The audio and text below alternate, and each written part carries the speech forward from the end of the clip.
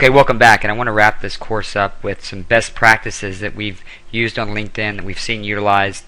That some of this may be a review, some of this will be new stuff, and you can use this right away and start really building your network and taking things to the next level on LinkedIn.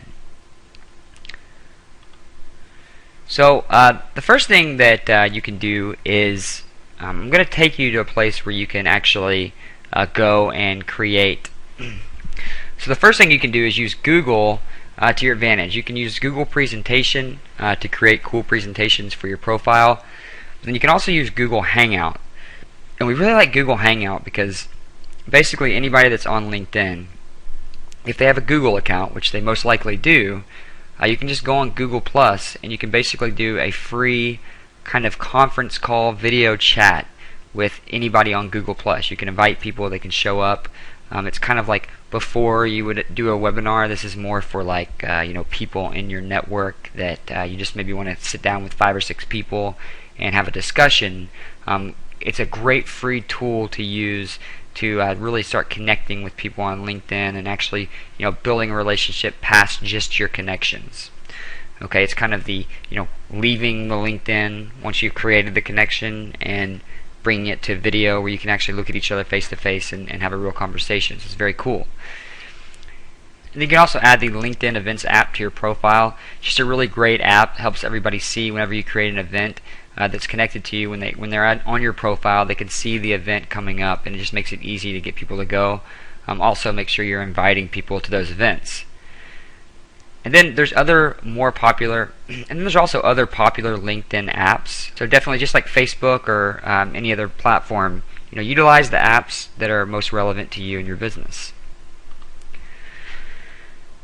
Okay, then if you're approaching a big company, make sure to follow them on LinkedIn so you can stay up to date on what they're doing. Okay, so if you're looking to engage a company, this is going to give you the way to do it. Okay, you're going to know what their values are. You're going to know their mission. You're going to know their purpose. You're going to know their updates. Recent news. Okay, all this stuff's going to be on LinkedIn if it's a major company you're trying to connect to.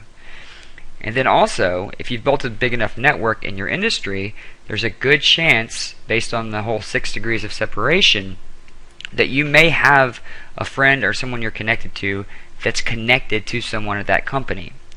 Okay, this is why, once again, this is more advanced level stuff, because building your network is number one, and then number two would be to get somebody in your network to introduce you to somebody else at that company. Okay, very simple. It's a lot easier than trying to just connect with someone you don't know and then trying to convince them that you're cool.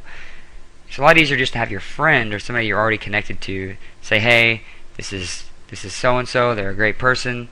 We all think alike. Okay, so it's very easy once you have that introduction to build a relationship with someone you don't know. Okay, and then there's a great app called Buffer app. Okay, it's going to help you automate things. It'll actually help you automate content to your LinkedIn profile. So make sure you check that out, and then make sure, like I said before, accept all incoming connect requests to increase your reach. So you want to make sure you're accepting everyone that connects to you or asks to connect to you. And then if you find out this person's spamming you or they're a weirdo, you can always just delete the connection. Okay, you don't have to stay connected to someone. It's pretty much like Facebook. You can friend somebody, you can unfriend somebody. Very simple. Then you want to follow up with connections you make at networking events through LinkedIn instead of traditional email. Okay, so if you meet someone at a networking event and you really hit it off, ask them, do you have LinkedIn? Okay.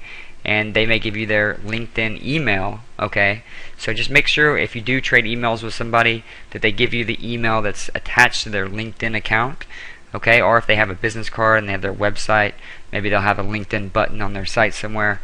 So just make sure if you can find somebody on LinkedIn that you've connected with at an event, it's going to be a lot easier not only to follow up with that person, but it's going to be easier to see who you know that knows that person, and then we can do what we talked about earlier, which is get the introduction. So even though you met that person at the event, you may contact that person and say, hey, I see we have this friend in common, or you may just have your friend kind of do a reintroduction to you.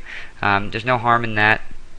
And then also something next level you can do is actually introduce that person you met at the networking event to someone else that they may not know that they could receive value from. Okay, so they may not know this person you're connecting them to, but it could be a relationship that could be profitable or good for them. Okay, so that's a great way to build your connections and build your tribe in LinkedIn, is by connecting other people together. It's also a great way to show that you're a value giving person and you're not just trying to show up and take value from people.